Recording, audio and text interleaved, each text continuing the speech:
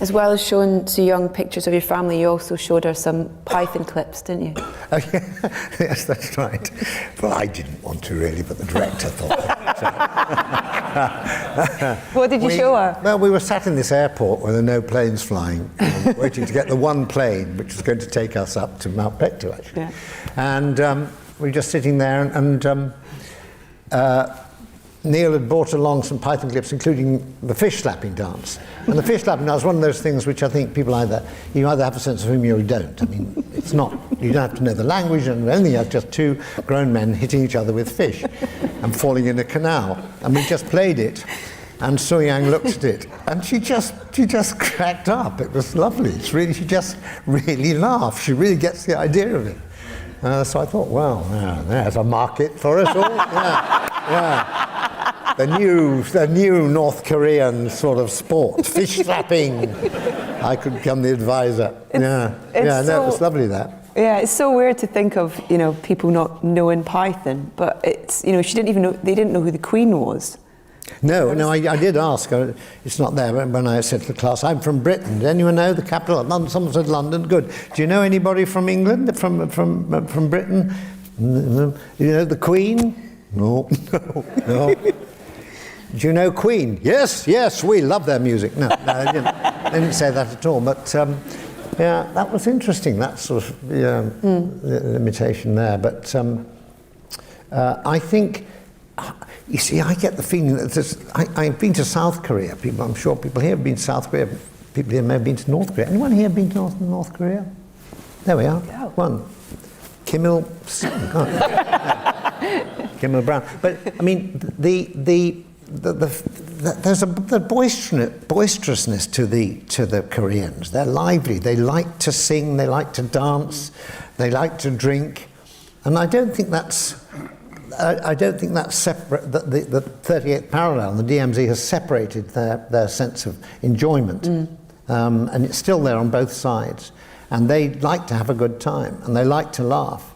And I think they probably could be quite, oddly enough, they could be quite disrespectful. I can see them being quite satirical. But they're just obviously not at the moment. But it was very interesting to get that feeling that these were not people who had been totally and completely stripped of all individual thought at all. You captured it beautifully, and you seg perfectly into it. So let's take a look at this. Is May Day. Oh yes.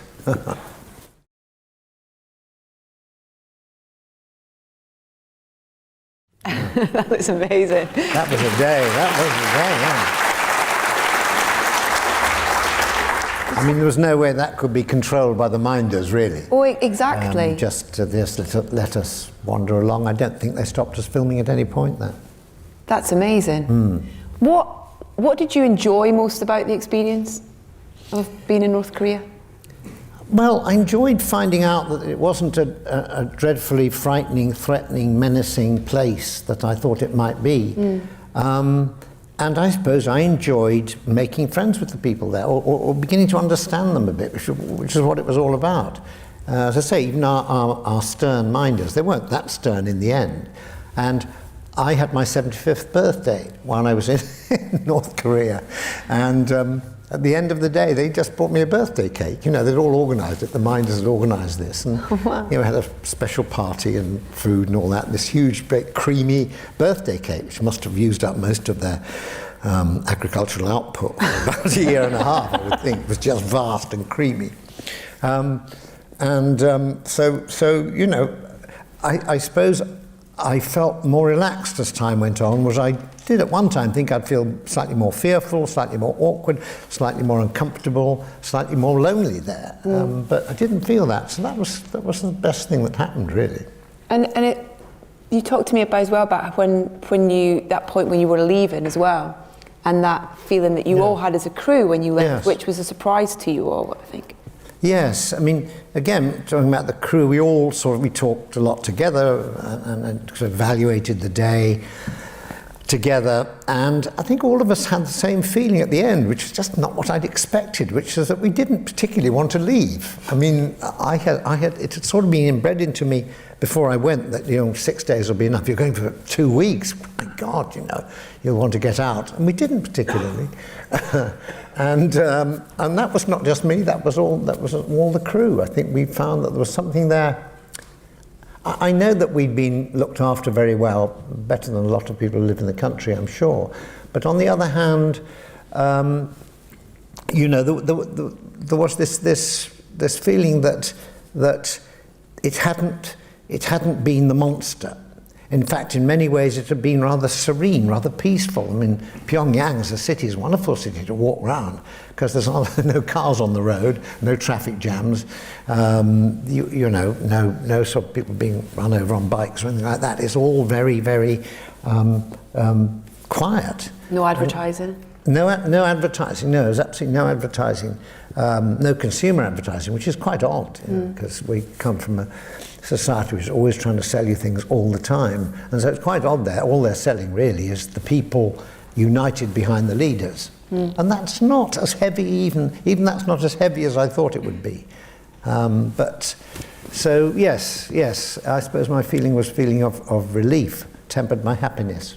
And you talk about as well how you feel there's a real sense of humour there, like, when we saw that clip of Sue at the May Day and stuff, and there was I haven't seen this scene, which is in the second episode, where you try to film in a shop that sells propaganda artwork. Oh yes. But even that's comedic in the response that they had to you, rather than it feeling intimidating.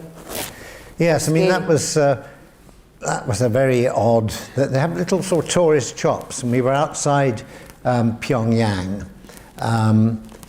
And we're at this beautiful sort of temple. This was one of the oldest parts of anywhere in Korea that hadn't been bombed. I mean, most of Korea has been bombed flat by the various wars, certainly most of North Korea. But this one town had beautiful old temples going back 1,000 years. And there was a gift shop, and they had carousels of cars. And a lot of the postcards were just postcards of propaganda posters. And a lot of them are very, very virulently anti-American, sort of American soldiers, American GIs looking like a snake being sort of throttled, and someone smashing a hammer onto the White House and all that. And we thought, these are rather remarkable. Maybe perhaps buy some of these. And Neil suggested that I sent one to a friend who might appreciate them, an American. So I thought I'd send one to Terry Gilliam, because he's sort of smashing things up and all that. He'd appreciate all this. And so we said, yes, we're going to do that. So I went back to the carousel. My camera was going, action. And suddenly it had gone. The one I was looking for had gone. So I turned it around a bit and they'd all gone. And then the other one had gone.